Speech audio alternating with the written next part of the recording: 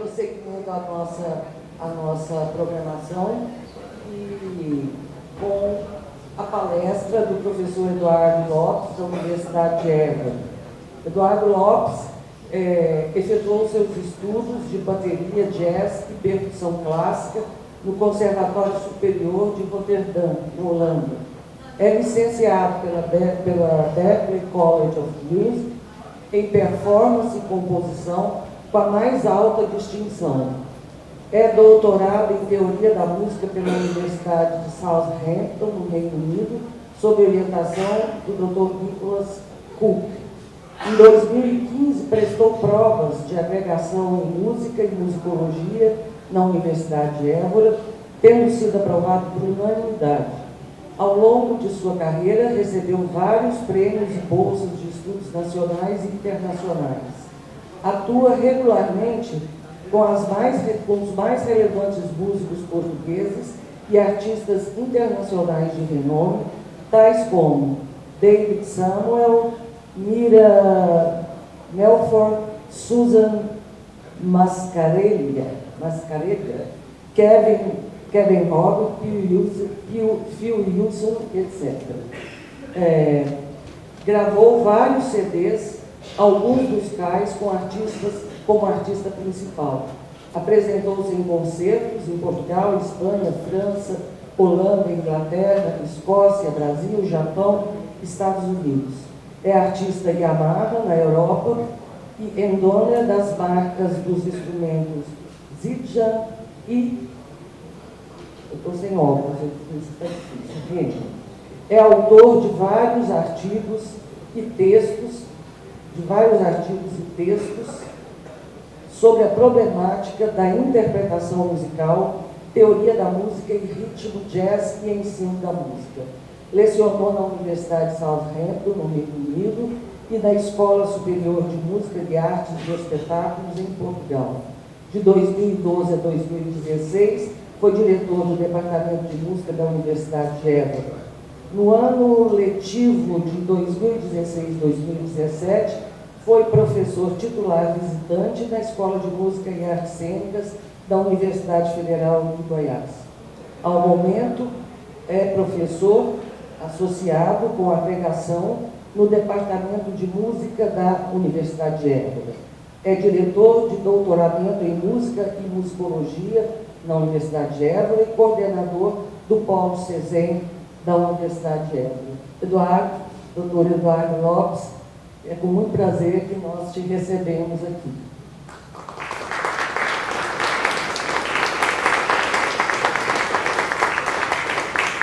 Convido o doutor Anselmo Guerra para integrar aqui como debatedor a mesa e eu própria também.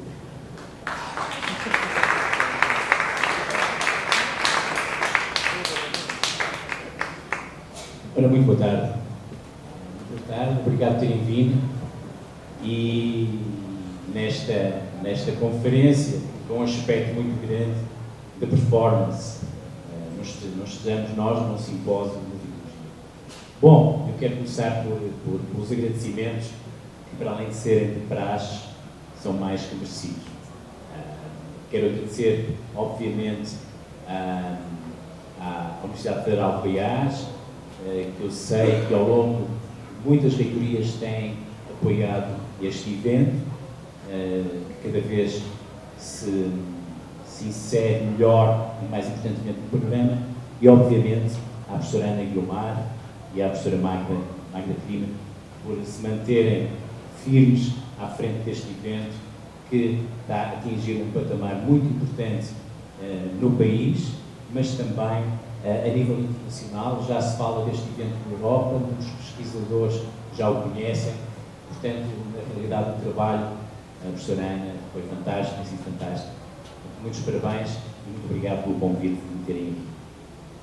Este simpósio, em jeito de conclusão, foi sem dúvida um simpósio muito bom. Foi um simpósio excelente que nós, ao longo desta semana, tivemos a oportunidade de ouvir pesquisadores de alto nível, brasileiros e estrangeiros, e todos eles, sem dúvida, a ensinar-nos, a mostrar-nos as pesquisas que fazem, a forma como podemos entender a música, como podemos apreciar a música e tentar um pouco entender o que é isto da música.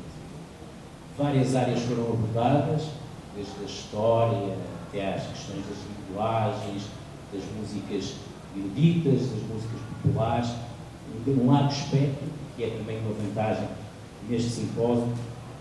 E, portanto, aprendemos muito e vimos muito trabalho de pesquisadores que o fazem eficazmente ao longo de uma vida. Portanto, um trabalho bastante importante, que é importante que continue a existir para todos nós e para o avanço da sociedade. No entanto, muitas das coisas que nós também fomos ouvindo ao longo do simpósio é constante perguntas, constantes questões. Na realidade, não é? Isso faz parte da pesquisa, faz parte do conhecimento. Por cada grande apresentação que nós tivemos, né, houve sempre um conjunto de perguntas, também grande ou maior. Qualquer passo que nós damos no avanço da ciência e do conhecimento abre-nos perspectivas para novas questões. Tem sido assim ao longo da nossa existência e, obviamente, continuará a ser. E temos então um conjunto bastante alargado de ferramentas, algumas delas de origens de culturas mais do passado, outras de avanços da ciência que nos vão mostrando novas formas de nós entender a música. Portanto, é um leque muito grande e, já no início do século XX, o teórico Donald Tovey usava a metáfora quando aquelas novas músicas começaram a aparecer no início do século XX e que ele dizia que se encontrava no mar à deriva. Tantas eram as músicas, as formas diferentes de fazer música, de pensar a música. E então ele dizia, nós estamos à deriva no mar e nem todos somos bons marinheiros. Na realidade, acontece isso também. E hoje, muitos de nós, na realidade, sentimos isso. Sentimos que nesta grande palete de conhecimento, chegamos à conclusão, bom, com tanta coisa, parece que cada vez me falta mais saber. Eu vou-vos apenas centrar o nosso herói, por acaso está de costas. O nosso herói chama-se Jon Snow, de uma série televisiva, de um show televisivo, que eu sei que se passou aqui no Brasil, chamado A Guerra dos Tronos. Quem é que viu A Guerra dos Tronos? Ok, não está mal. Pronto, este vai ser o nosso herói que nos vai mais ou menos acompanhar. E a certa altura, a sua namorada diz-lhe, tu não sabes nada. E ele é um rapaz bastante bom, um grande herói que anda numa espécie de conjunto de reinos, de reino em reino, não é? Tentar incluir toda a gente, que está tudo em guerra, uma grandes confusões. E ele é aquele bom herói humano que tenta trazer e tentar salvar o mundo. Mas logo no início, não é? A sua namorada diz, tu não sabes nada, tu não sabes. E às vezes nós também sentimos um bocadinho assim, mesmo sendo os bons heróis. No entanto, e por qualquer motivo, que não é certamente um pouco modéstia, nós achamos sempre que nós agora é que sabemos. No passado não sabíamos, mas nós agora é que sabemos. Mas se pensarmos no passado, provavelmente as pessoas do século XIX diziam, não, nós agora é que sabemos, porque os do século XVIII não sabiam nada. E no século XVI e por fora. Mas a história sempre nos provou que nunca na realidade sabemos. Daqui a 100 anos vai ser diferente. Mas por qualquer motivo nós achamos que agora é que sabemos. E este é um desafio muito grande que nós fazemos, a nossa cultura ocidental. Dizer, não, se nunca soubemos, porque é que agora temos razão? Será que é agora que parou tudo? Será que é neste momento que está tudo bem e que nós sabemos como é que é? Temos a história, e podemos olhar para a história. E não é preciso irmos à história tão atrás para vermos que, se calhar na altura que achávamos que era muito interessante, hoje em dia não é assim nada interessante.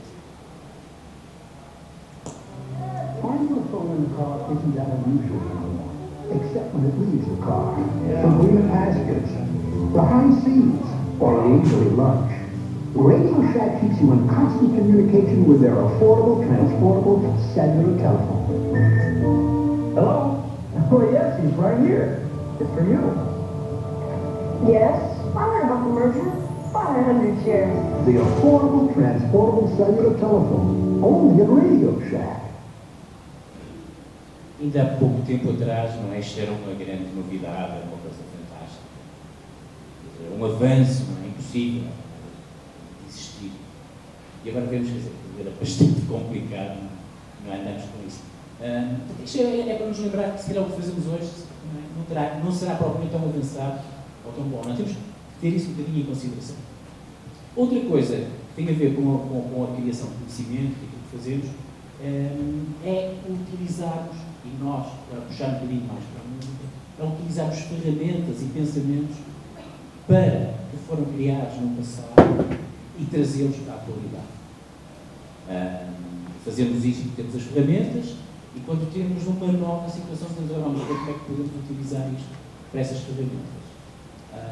É um pouco, não é? Pode ser um pouco complicado e requer uma certa atenção para nós pensarmos sobre isso.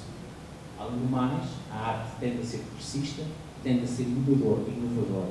E ao utilizar ferramentas do passado, até que ponto podemos estar a utilizar as ferramentas que sejam as mais adequadas para os dias de hoje. Um exemplo deste, para quem é mais ligado à música, é, por exemplo, tentar pensar na nossa teoria da música ocidental, feita por determinados tipos de preceitos, determinados tipos de ideologias, e tentar aplicar isso à música popular. Portanto, o cuidado que temos que ter constante em utilizar ferramentas do passado que foram construídas com um determinado contexto e aplicá-las ao presente. Vamos ouvir um excerto musical.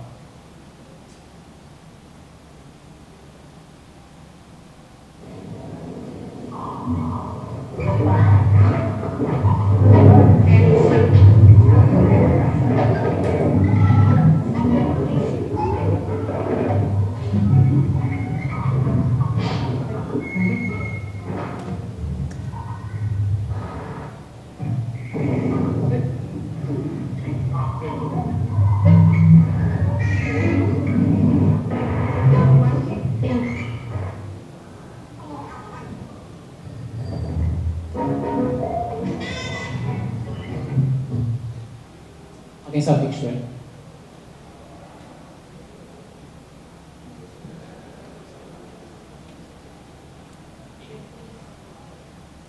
Parece uma trilha sonora, é uma peça de John Cage. Portanto, agora pensemos e vamos analisar John Cage. Peça musical, John Cage, os compositores que ficará, está na história da música ocidental. Como é que vamos analisar esta peça? Vamos ouvir o contorno logo, vamos ouvir as harmonias, vamos fazer uma análise formal, harmónica, contraponto, talvez. Na realidade será muito difícil. Então, como é que nós falamos sobre esta música? Como é que podemos abordar esta música com as ferramentas que temos hoje em dia e que se calhar estão muito ligadas ao ensino? Então, temos aqui uma questão que é posta agora. E quem diz esta peça musical diz outras. Então, isto faz-me pensar, e voltar um bocadinho atrás, e faz-me pensar como é que nós criamos conhecimento. Como é que o conhecimento aparece? O que é que nós dominamos? Como é que vamos construir com o conhecimento? Como é que esse tem sido feito ao longo da história? Uma coisa que me tem chamado a atenção é até que ponto nós inventamos as coisas ou descobrimos as coisas. Até que ponto nós inventamos a matemática ou descobrimos a matemática. A matemática foi inventada ou foi descoberta? Nós descobrimos as somas ou inventamos as somas? É uma pergunta que os matemáticos estão a fazer muito hoje em dia. Há várias fações sobre isso. Se a matemática foi inventada ou se foi descoberta. Aqui temos um exemplo de geometria árabe. Provavelmente alguns de vocês saberão. A geometria árabe foi algo que foi-nos trazido até nós pela civilização árabe. Todo tipo de formas, de geometria, de ângulos, foi muito trazido pela o grande avanço foi pela civilização árabe. E tem ali na esquerda um bom exemplo disso. No entanto, à direita, e quando inventaram o microscópio, viu-se um floco de neve. Na realidade, tendo em conta os exemplos, o floco de neve é quase mais exato e mais perfeito que a geometria feita por um humano. Então, será que a geometria foi inventada pelos humanos ou já está na natureza por descoberta? É uma questão que se me põe neste momento. Então, como é que nós criamos conhecimento? Como é que nós observamos o mundo e fazemos teorias sobre o mundo ou sobre as coisas que são ligadas ao mundo? Temos aqui um quadro que nos representa. Alguém consegue saber mais ou menos o que é que este quadro está a representar? Que nos representa os 5 sentidos. E são os nossos 5 sentidos que, primeiramente, nos fazem observar o mundo que nos rodeia e que serviram da forma, nos serviram como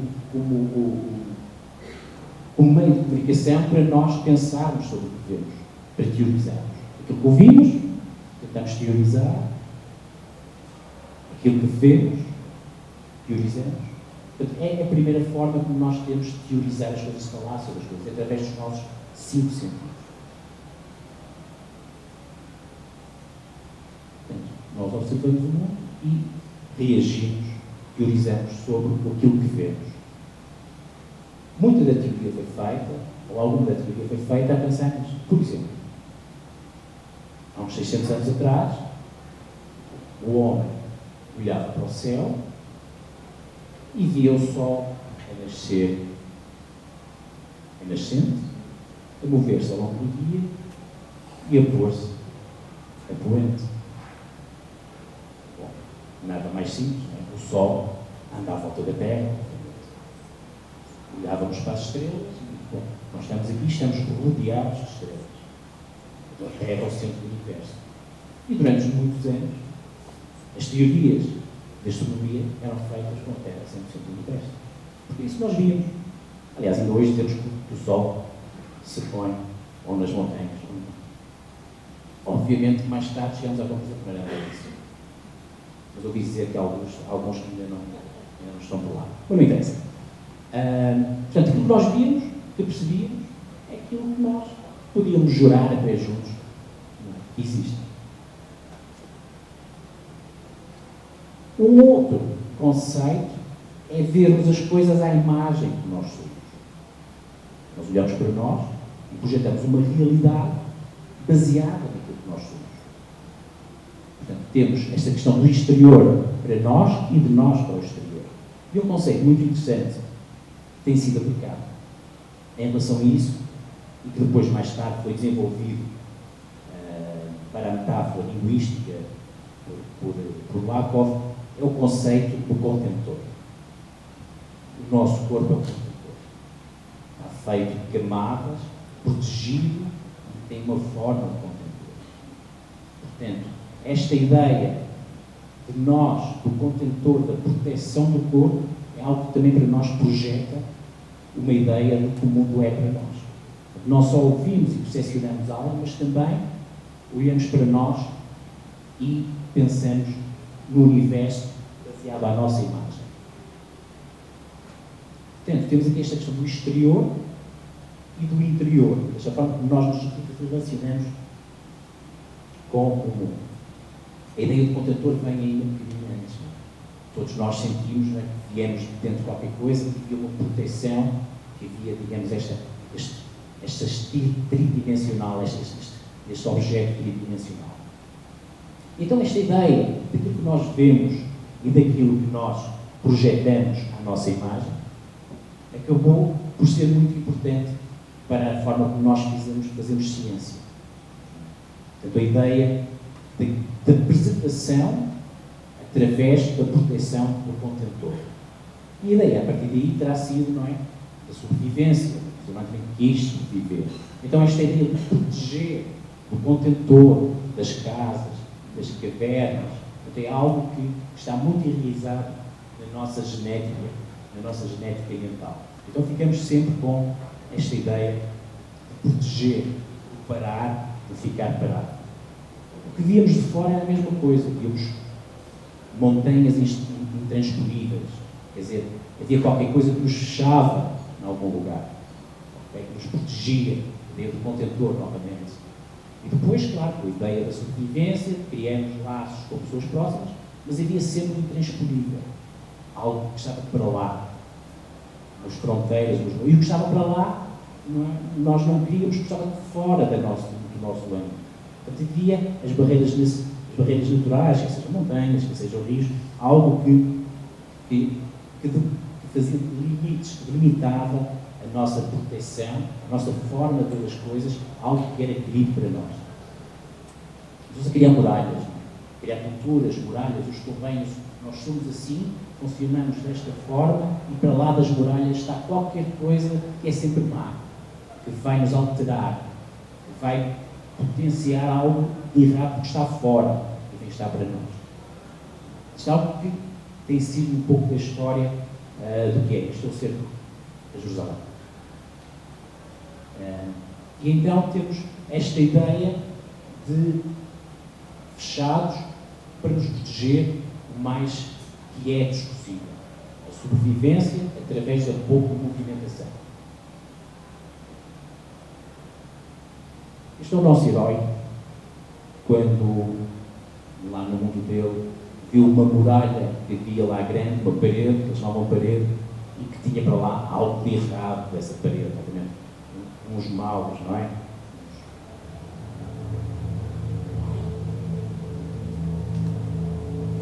A ideia sempre da cultura contra algo que é diferente e que nos pode pôr em causa.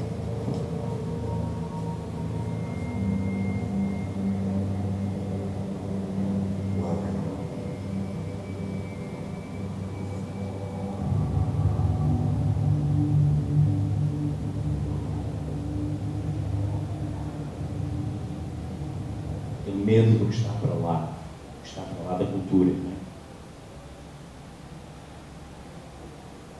Bom, trazendo um pouco agora a física para esta pequena intervenção, então nós temos uns processos que são chamados processos de cristalização para a sobrevivência. Nós criamos algo que funciona dentro de umas paredes para a sobrevivência.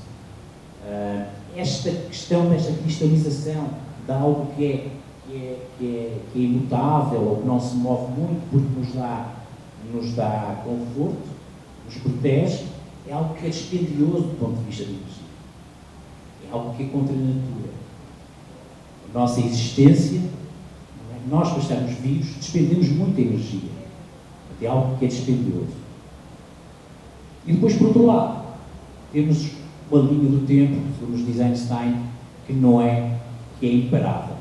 O que aconteceu hoje não vai acontecer mais e vamos sempre caminhar para algo. E o processo chamado de entropia, que é o processo de movimentação, é o processo em que as coisas têm que ser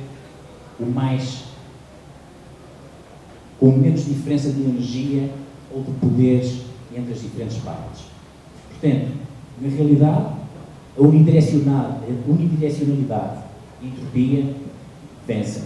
Nós caminhamos sempre para algo, a importância de caminhar para algo, estar sempre em movimento e para a dispersão de energias para todas as partes. Se nós nos fechamos, estamos a ter pouca entropia, estamos a proteger algo. É ao contrário daquilo que acontece no universo. Nós movemos sempre e despendemos energia e vamos caminhar para a igualdade entre energias dos objetos. Bom, e nós vemos isso acontecer. Por cada barreira que foi criada na humanidade, criaram-se pontes, criaram-se comunicações. É inevitável. As muralhas caem, as paredes tendem a cair, a entropia da física vai destruir os edifícios todos, porque é para aí que nós caminhamos, para o movimento. E nós também já sabemos isso. Portanto, por cada dificuldade, por cada muralha há uma porta. E é uma ponte. Nós queremos comunicar, nós queremos mover. Grandes avanços da civilização humana foram feitos através da comunicação. Eu há pouco falei da geometria árabe, que foi dispersa pelo mundo ocidental através da Rota da Seda. Se não houvesse a Rota da Seda, o caminho da seda foi, digamos, um constante vai e vem de conhecimentos de culturas diferentes. Se não fosse a Rota da Seda, provavelmente nós não teríamos a matemática e os chineses não teriam as castanhas. E, portanto, a importância da comunicação e do movimento.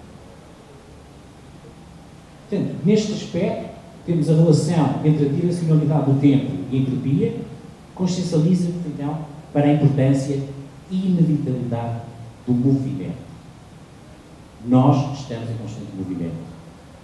O movimento é fundamental para a vida e para o conhecimento. Algo que esteja parado, cristalizado num hipotético passado, é algo que nós queremos evitar. Nós queremos facilitar trocas. Queremos facilitar sempre o movimento. O movimento faz parte. Neste momento nós estamos a movimentar-nos a 1200 km a hora. A Terra está a movimentar-se a 1200 km a hora. O espaço está a se expandir. Nós estamos constantemente a movimentar. Neste caso, então, podemos pensar que o movimento do indivíduo entre grupos e entre culturas é um fator inevitável para a hipotética descristalização e, obviamente, através da entropia, para a vida, o conhecimento e progresso. O movimento é, sem dúvida, fundamental e muito mais fundamental para a arte, para o progresso da arte. Uma arte que não progride, como sempre aconteceu na arte e na música, uma arte que está cristalizada e que muito provavelmente estará morta. Isto é uma figura que, quando foi agora do Brexit, um músico, não é, fala da liberdade do movimento.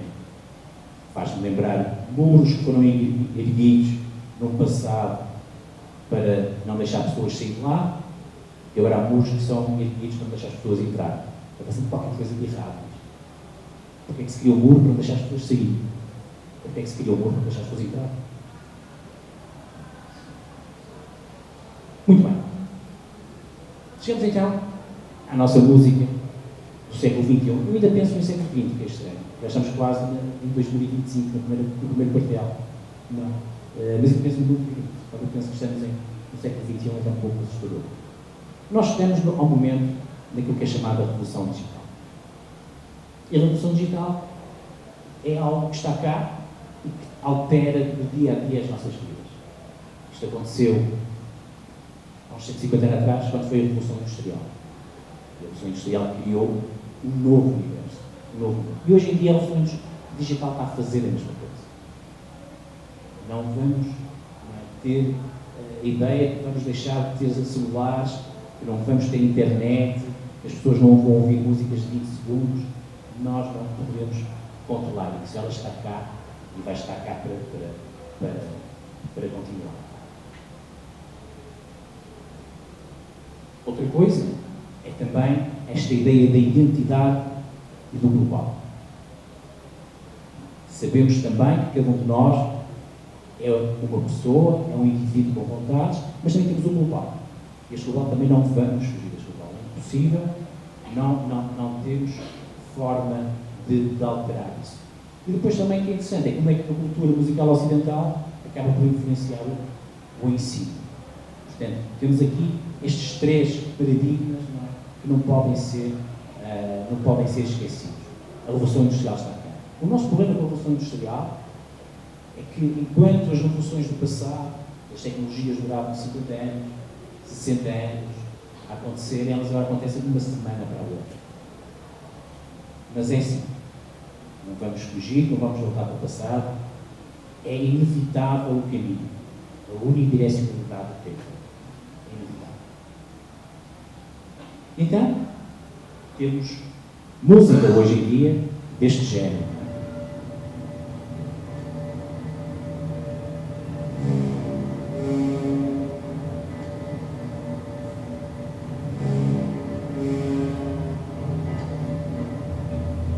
Eu penso sempre como é que eu vou falar sobre esta música. Ou como é que eu vou ensinar esta música.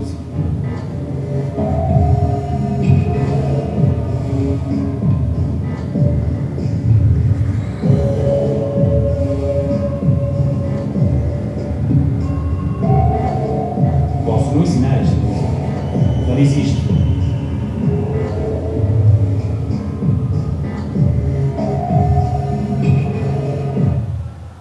Que ferramentas eu vou utilizar para analisar esta música?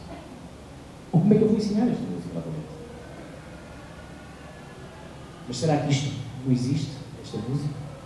Será que eu agora arranjei o pior exemplo, o único exemplo de uma música que ninguém ouve, só para mostrar e fazer o meu argumento?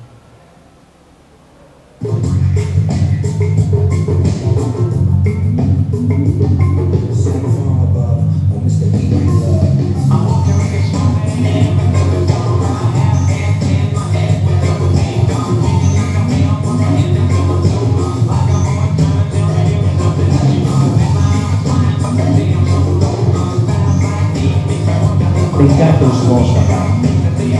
Os sons são cá.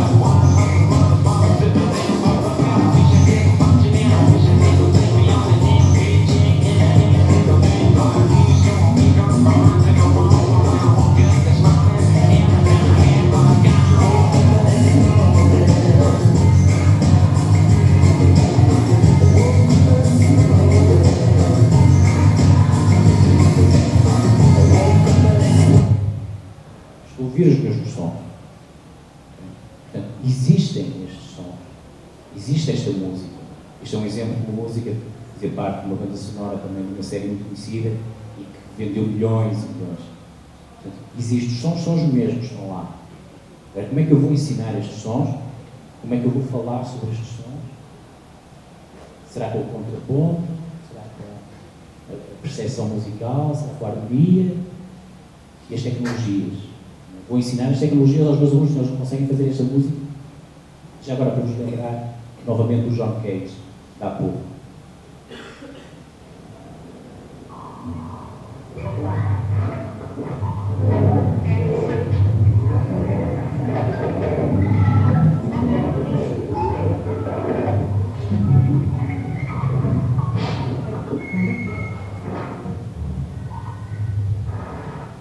Essa música que está na sociedade, mais ou menos.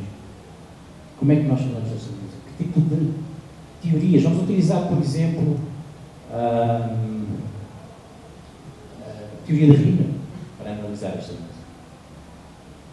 Vamos utilizar Lertle and Jackanoff, a linguística. Foi uma teoria baseada na linguística,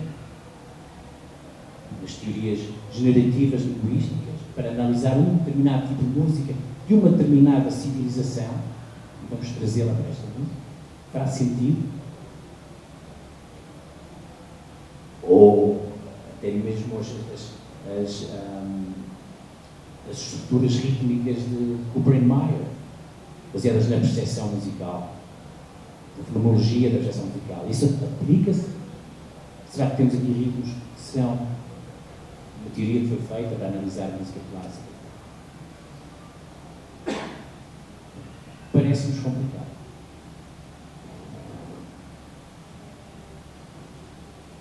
E as nossas estruturas de ensino, por exemplo, o curso superior, que tem mais ou menos isto: instrumento, grupo, percepção, teoria, história da música, orquestra de cor. Tirar uma por outra. O que é que destas músicas que nós ouvimos, ou desta música que está a ser feita no momento, e muita outra música, está ali nos nossos alunos? Vamos estudar a história da música, começamos em Palestrina, até quem? Em 3 anos, em 4 anos. O que é que estamos a ensinar? Estamos a ensinar uma cultura. Não estamos a ensinar música.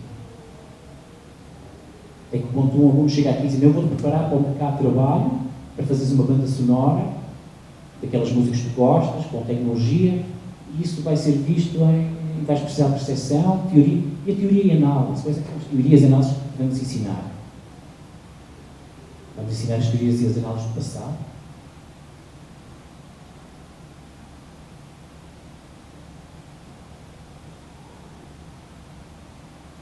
E para este exemplo agora.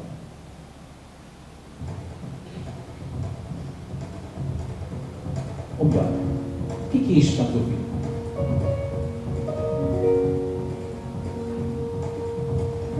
Tem uma proporção qualquer, à luz. Tem um piano. Como é que é isto? É clássico? É rock? É chorinho?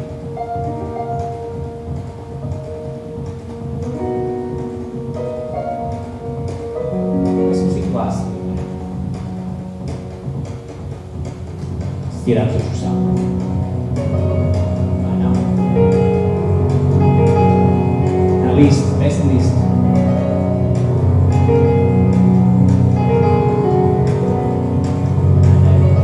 Peça lista, sem dúvida. Rimo, funcionava bem. Romântico, sem dúvida.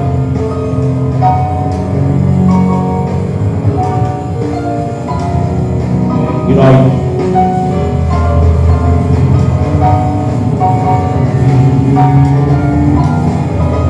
Romantista ou castanho.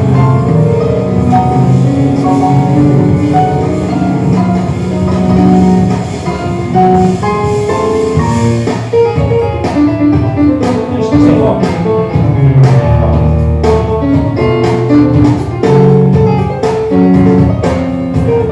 Estruturas de jazz através do piano.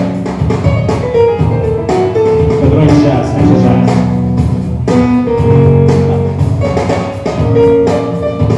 Uma quinta aumentada. É tonal. Acho esquizofrénico, não é?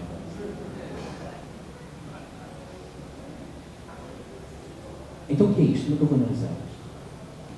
Como é que eu posso falar sobre esta música, não é? Analisar esta música e ensinar esta música? Bom,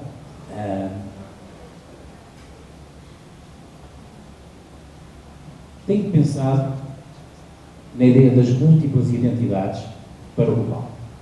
Tony Whiten, da Universidade de Durham, apresentou um conceito deste, que basicamente o que ele diz que cada um de nós, da nossa história, do nosso movimento pela vida, pela música que fazemos, é uma individualidade, é uma música. É algo individual que vai contribuir para um todo. Então, para ele, a história da música é a história de cada músico, de cada teórico, de cada performer. E não um estilo ou uma cultura. A soma de cada um de nós, num determinado grupo, como aquele grupo de João Bosco, que ouvimos durante a tarde, individualidades diferentes que fazem um todo. Mas a individualidade de cada um. Este grupo que ouvimos agora chama-se Bad Plus, que era do pianista Ethan Iverson. Ethan Iverson é um indivíduo que estudou música contemporânea, piano, que estudou jazz de Nova York, que acompanhava uma companhia de balé contemporâneo. A sua formação era uma formação multicultural. Ele passou por vários estilos. A música dele reflete isso. Como é que agora vamos refletir? Como é que nós vamos pensar sobre isso? Se não, pensar no Ethan Iverson, na história que ele tem, aquilo que ele é como pessoa, e aquilo que a música é através do Ethan Iverson. Fruto da sociedade contemporânea, do movimento e da aprendizagem. Temos que ter consciência de que cada um de nós, cada vez que ouve qualquer coisa, consciente ou inconscientemente está a aprender. E está a ser inspirado para qualquer coisa. Quando vamos a um restaurante árabe comer qualquer coisa, tem lá uma música de fundo. Pode nos influenciar, não é? Que é muito diferente, provavelmente, quando o Sr. Barre ia a um restaurante. Não ouvia, provavelmente, música árabe. Não sei, estou especulando. Mas isso hoje acontece. Na televisão, no celular, em todo lado. Portanto, a ideia do movimento, desta globalização, é inevitável. É inevitável. Então, eu pensando nesta ideia das multidentidades que o Tony Whiten lançou acima da mesa, um pouco através da história dos músicos de jazz, e cada músico de jazz contribuiu para a história do jazz, e eu aproveitei um pouco uma formulação de Nicholas Cook para análise de multimédia.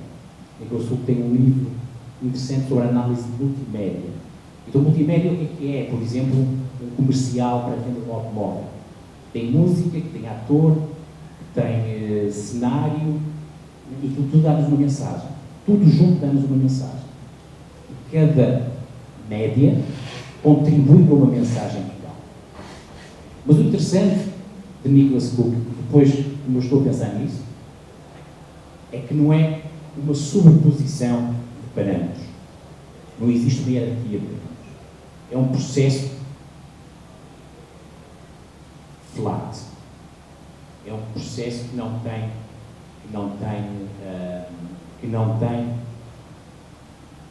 dimensão. Nós podemos falar que é rock aqui, ou que tem uma terceira maior ou uma quinta paralela, mas não estamos a criar hierarquias entre parâmetros. Estamos a fazer uma narrativa para aquilo que nós queremos fazer, como musicólogos ou como professores, para aquilo que nos interessa naquele momento. Não estamos presos a formulações. Não estamos presos a formalizações. É algo, de momento, aquilo que nós queremos dizer e aproveitar sobre a música, que é, não esqueçamos, sempre uma performance. Não esqueçamos, por trás disto, está em mim o acreditar que a música é um objeto imaginário. Temos que acreditar nisto. A música não tem dimensão. É imaginário. Então é uma superfície plana. Não tem hierarquias. Então, basicamente, o que se vai falar é até que ponto cada material, cada parâmetro, contribui para o argumento que nós queremos ou está em oposição. Mas para aquilo que nós queremos dizer, neste caso, assumimos também a musicologia e o ensino como uma performance e não como uma certeza. Mais uma vez, tendemos a suspeitar das certezas. Vou-vos dar um exemplo desta ideia das multidentidades, ou como é que isto se pode relacionar melhor, e da ideia do indivíduo, da ideia do indivíduo por um todo, porque são indivíduos que vão criar uma cultura. No canto superior esquerdo, vê uma estilização, para mim, de uns lábios, para mim parece um pouco artificial.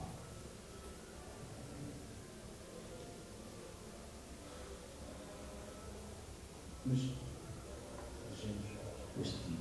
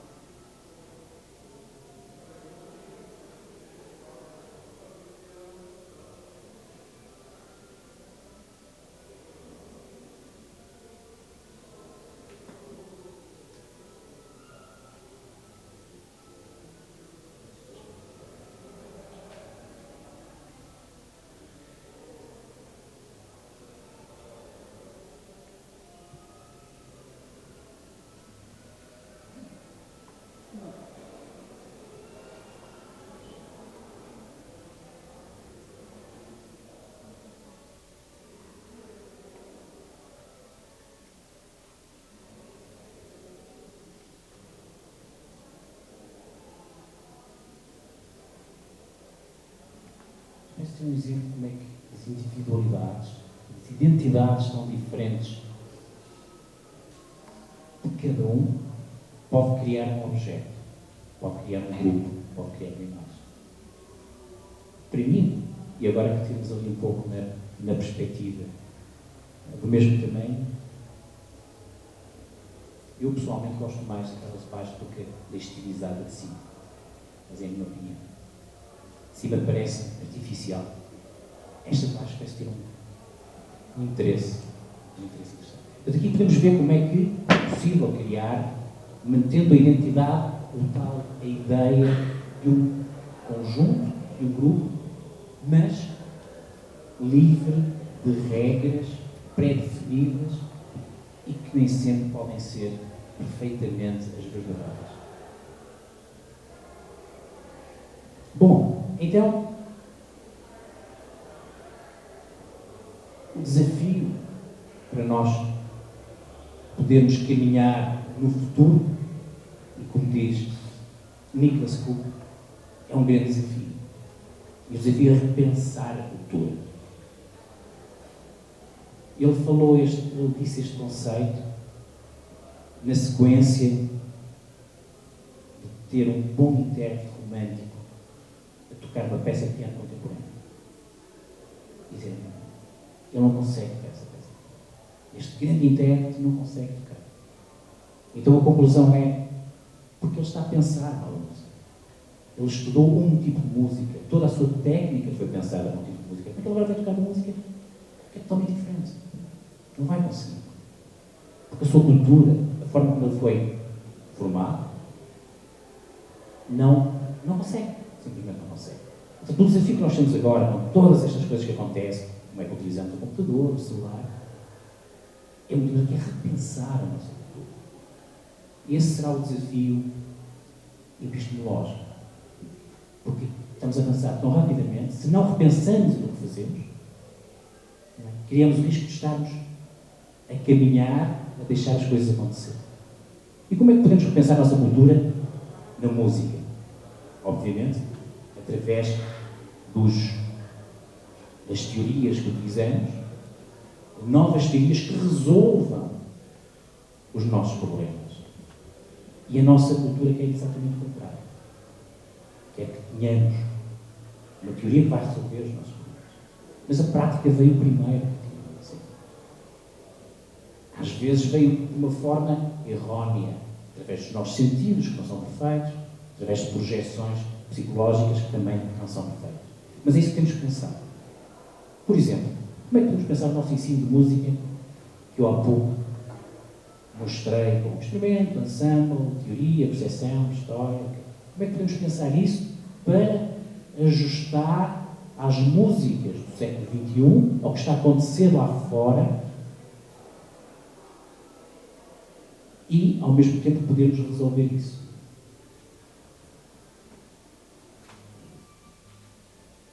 Em vez de termos aquelas disciplinas que nos foram provadas historicamente, que resultam para certo tipo de construções musicais, se calhar temos é que trabalhar o eu, trabalhar o aluno e o contexto do aluno está. Se calhar duas disciplinas chegam. Vamos deixar o aluno desenvolver, o artista desenvolver-se, criar formas que ele possa se desenvolver a sua individualidade e o contexto em que ele existe. Porque aqui vamos ensinar contraponto se ele não vai fazer contraponto. Se calhar ele precisa muito mais de aprender a programar. Não sei. O que é interessante para isto é que isto era um pouco também o sistema de ensino do passado. Havia um professor em que orientava o aluno para as disciplinas que achavam. Os currículos eram feitos, digamos, baseados no aspecto do todo. Portanto, a ideia seria pegarmos no aluno e desenvolvê-lo. O que é que ele quer ser e deixá-lo fazer com alguma tutoria. E depois o contexto, para assim ser.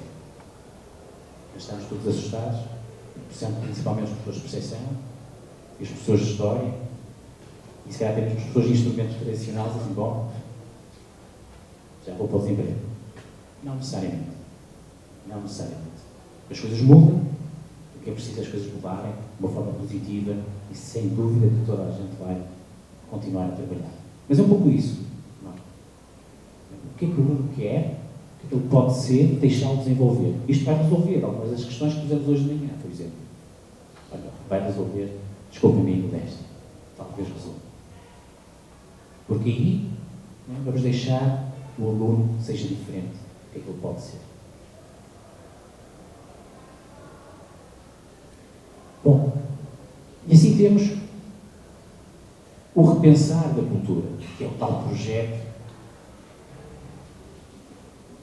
civilizacional, se quisermos, através de mecanismos que as pessoas da computação chamam de compensation, que quer dizer que é uma espécie de feedback. Tem que haver sempre um mecanismo em que nós introduzimos aquilo que queremos. E este será o do movimento. Porque, como vimos através da nossa física, o movimento é fundamental.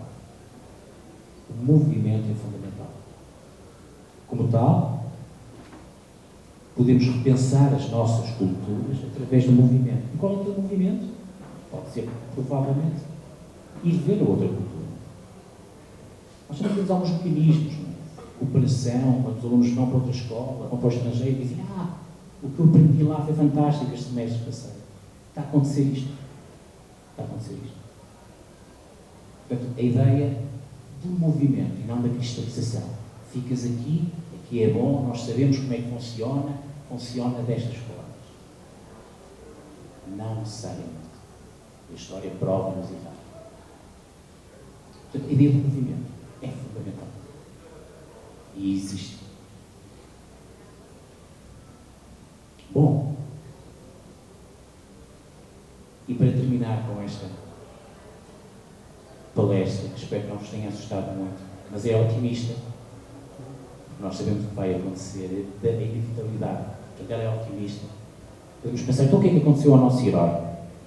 Eu não vou fazer um spoiler alert, porque a série já acabou, portanto, quem não viu a série, eu posso dizer, então o que aconteceu ao nosso Jon Snow, que era um indivíduo fantástico, andava a criar pontes entre culturas,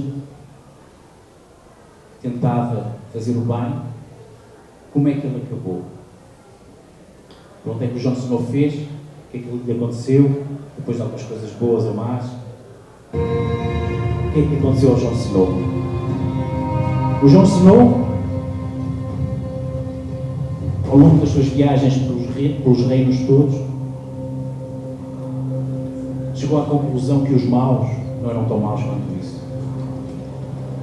E então procedeu mal, mas ao fim e ao cabo salvou os reinos, resolveu ir viver para lá da muralha, com um conjunto de pessoas que incluía alguns supostamente maus, que eles todos tinham medo durante centenas de anos. Então ele resolveu ir para lá.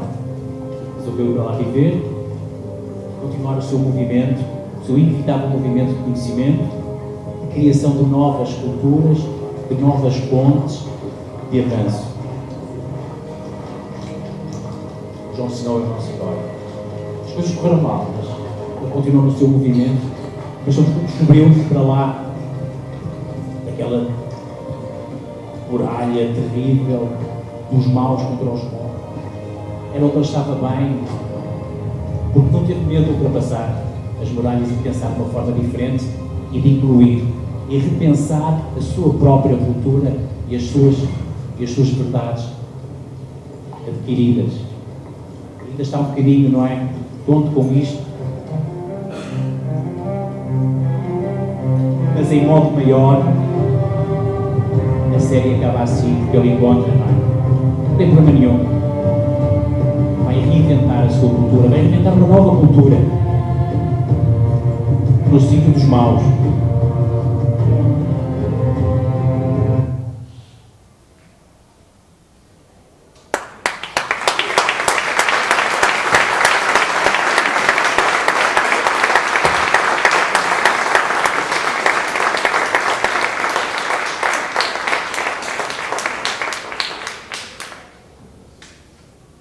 Obrigada, Eduardo, por essa belíssima palestra que encerra não as atividades do simpósio, mas encerra as atividades reflexivas do simpósio com grande galhardia e com grande brilhantismo.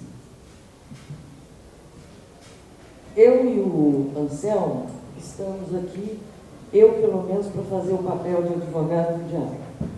Então, eu concordo com absolutamente tudo que você disse, com essa visão toda, mas eu, como advogado do diabo, já que eu estou aqui presente para fazer esse papel, eu vou colocar, eu tenho 3 colocações que eu gostaria que você respondesse. Uma delas diz respeito à identidade global. Na minha visão, obviamente que com todo o desenvolvimento das tecnologias que aproximaram as culturas e os povos, existe, obviamente, uma identidade global. Mas esse surgimento no século XX, na segunda metade do século XX, 1960, quando os transportes e os meios de comunicação vão tendo um desenvolvimento muito grande, ele cria, num primeiro momento, a ideia de um universalismo, dessa identidade global. Mas ela, de fato, ela existe em muitos aspectos, mas ela teve uma contrapartida que foi a reafirmação das identidades locais. Então, dentro desse movimento de aproximação e de multi-identidades, como é que você veria esse trânsito entre as identidades, a identidade global, que se supõe que existe, mas uma afirmação também de identidades locais? Essa é uma questão que eu coloco. A outra questão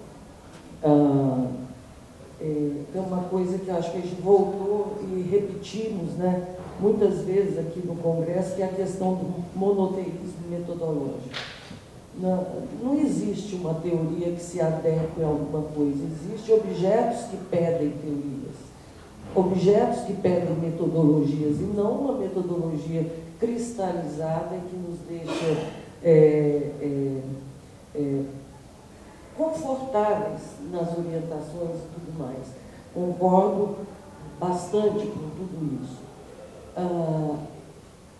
Mas saindo disso daqui, eu entro na questão dos movimentos. Eu sei que não é esse o pensamento, mas eu gostaria que você explicasse para a gente. O movimento é realmente a base de tudo, é a base da vida, é a base da arte. Mas esse movimento, da cultura, de tudo mais, né? Esse movimento vital, ele vai em muitas direções, eles são múltiplos. São movimentos de expansão, de contração, são movimentos lineares, muitas vezes, são movimentos em espiral, são movimentos circulares. Dentro dessa ideia, desse linear, espiral, circular, expansão e contração, como que a gente pode abordar justamente esse ensino dessa música no século XXI, e tomando como exemplo o penúltimo exemplo que você deu, que passa por uma série de identidades, é uma bricolagem fantástica. Como é que eu vou ensinar a analisar essa música e ensinar essa música se eu não vou ter que ir e voltar, passado e presente, presente e passado, e fazer esse círculo vital entre essas duas coisas, que nos leva a uma palavra que, pelo menos aqui no Brasil, é meio que demonizada, que é a erudição. Sem a erudição e sem o conhecimento, esse reconhecimento não seria possível. Então, são as duas colocações que eu faço. Se fossem só duas, mas são boas, são boas, são boas.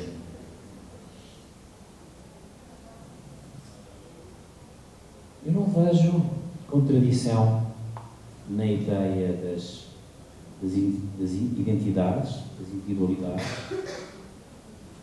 das culturas digamos, regionais e do global. Eu acho que isto tudo funciona. Portanto, para haver o global, tem que haver o individual. Isto é tudo uma questão depois de relatividade quanto é que é o individual. O individual pode ser regional. Portanto, isto aqui, este processo filosófico, se quisermos, é pensarmos no individual, tem que ser pode ser 20. Portanto, eu acho que as duas coisas, eu diria duas, para pensarmos, digamos, no mais e no menos, eles existem e complementam-se. Quer dizer, não podemos pensar que o global vai aniquilar o regional ou o individual. Não vai, porque ele é fruto disso. Ele é fruto disso. O McDonald's, não é? Toda a gente gosta do McDonald's, daqueles que gostam. Quer dizer, porque o individual gosta do McDonald's, não é? Porque o McDonald's tem qualquer coisa que se calhar veio de umas vontades estes indivíduos. Portanto, existe o regional, se quisermos, mas é tudo sempre uma questão de relatividade de números, e as coisas existem. Não há uma posição. Não há uma posição. Existe uma perspectiva de um para o outro, do outro para o outro. Então, eu acho que concordo, sim. Eu não quis fazer esta oposição, mas é uma coisa que fruta do outro.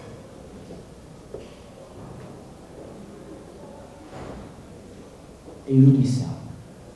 E como é que vamos pensar e ensinar estes tipos de música? A erudição tem também ela muitos significados.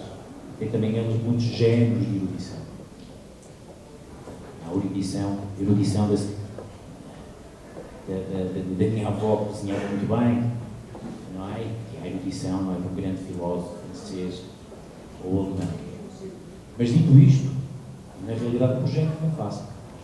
O projeto não é fácil. Não é fácil. Portanto, tem que haver a erudição, neste caso, e para mim, será na consciência que é preciso analisar as coisas, ser capaz de criticar e ser capaz de resolver aquilo que é. Porque a nossa cultura, a nossa erudição grega, clássica, o que diz, bom, vamos formalizar, e a formalização é a erudição enciclopédica. Neste caso, estamos pensando noutra erudição. Estamos pensando numa erudição capaz de criticar, de relacionar, de improvisar e de ser criativo. Porque, na realidade, a criatividade e a improvisação são a resposta para o futuro. Cada vez mais.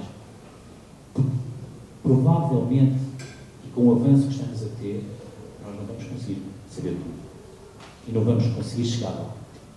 Porque todos os dias qualquer coisa nova acontece. É esta velocidade, daqui a 100 anos, quanta música teremos? Quanta boa música teremos? Vamos sabê-la toda? Vamos ter um erudito no sentido do greco-romano? Não, vai ter que ser outro erudito. E esse erudito é então aquele capaz de estar, de relacionar, de ouvir, de criar pontes, de criar comunicação e ser capaz de aceitar o diferente. Esse, para mim, é o erudito do futuro. O capaz de aceitar o diferente, que é difícil, como vimos no nosso herói de hoje. Mas esse é o erudito. E por isso, Jon Snow foi o nosso herói. Ele foi capaz de criar pontos com aqueles que até eram inimigos. Então, continua a ser um repensar da nossa cultura. Enquanto a cultura do erudito greco-romano era o do saber, do memorizar, agora terá que ser outro erudito, que é, para mim, bem mais difícil.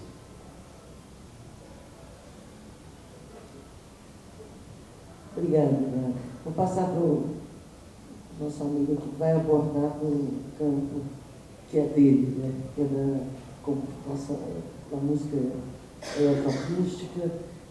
Anselmo Guerra, nosso professor da EMAC UFG. Boa noite, Eduardo. Não tive oportunidade de cumprimentar aí na entrada, mas, e boa noite a todos também.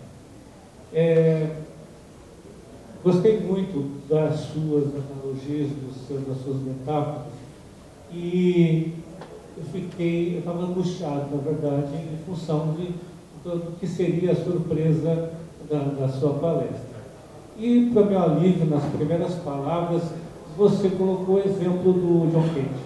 Perguntou sobre como é que a gente analisa, né, essa música. E, por coincidência, por obra da sincronicidade, hoje mais cedo, na minha comunicação, eu estava falando justamente sobre a questão da musicologia.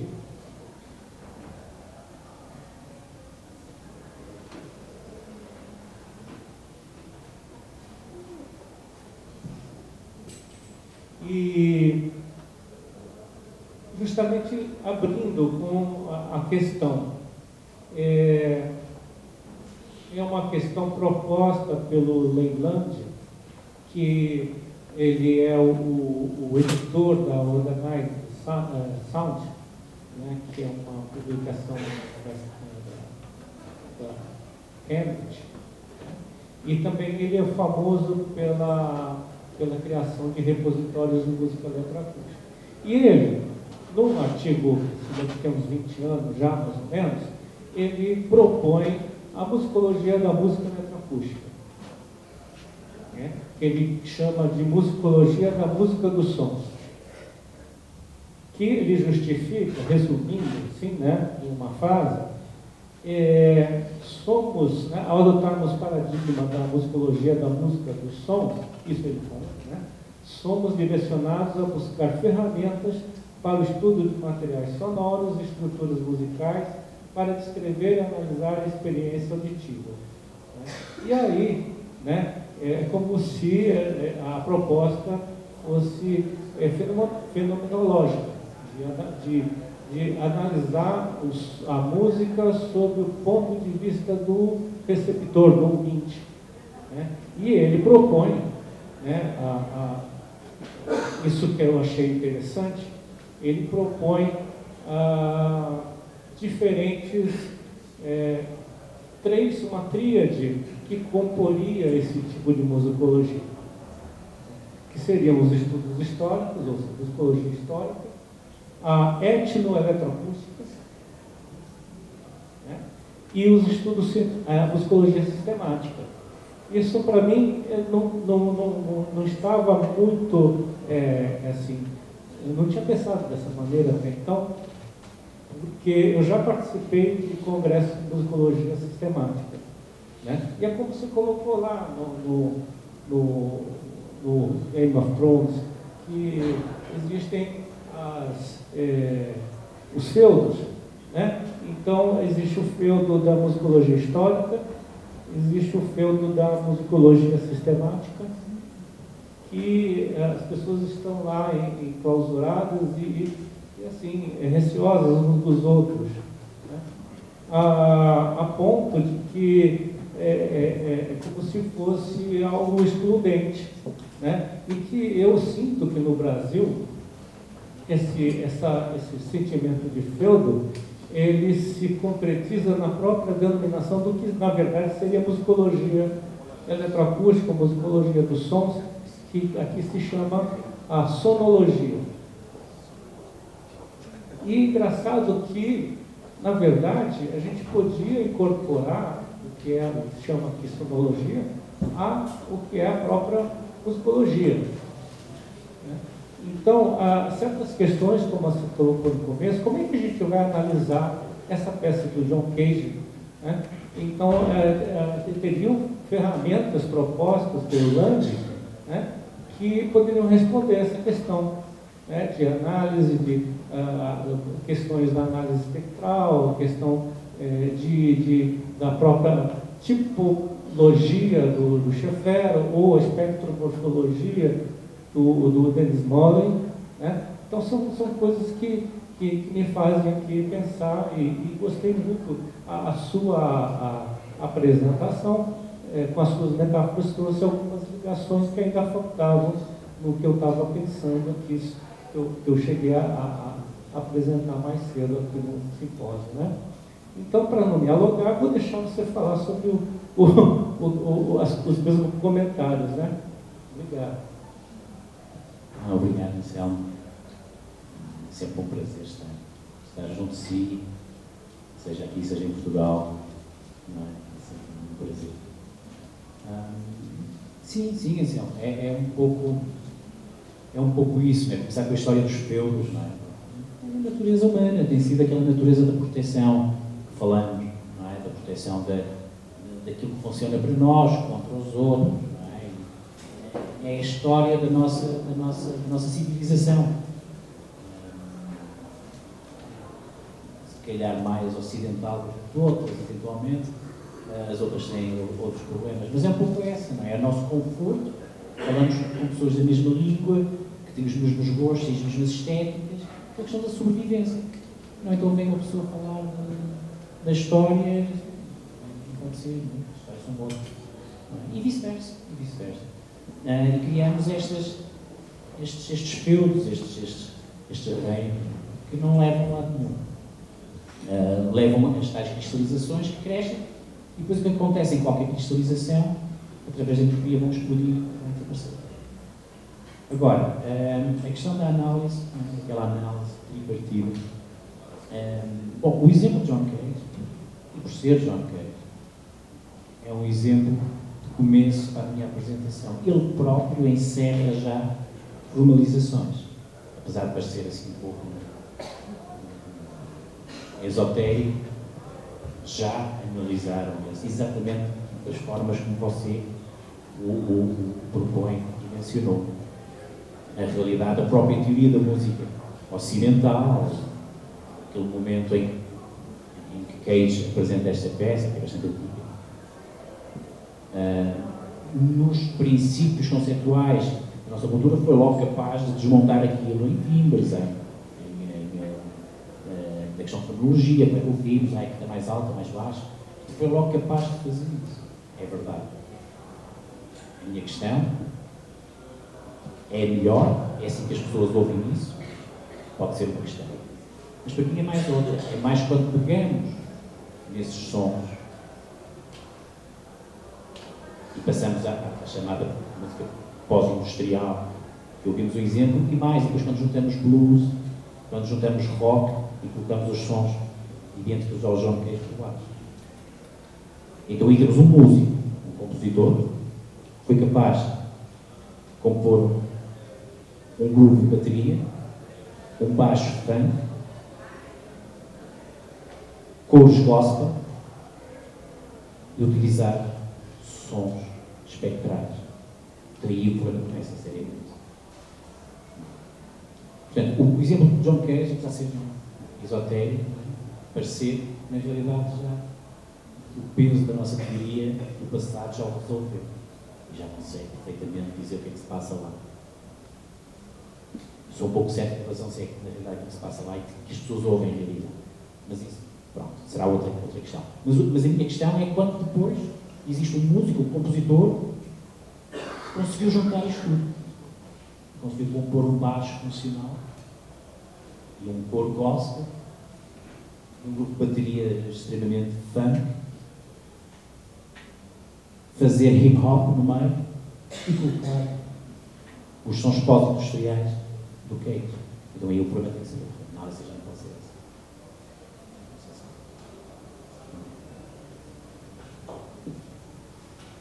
Abro para a plateia agora as perguntas.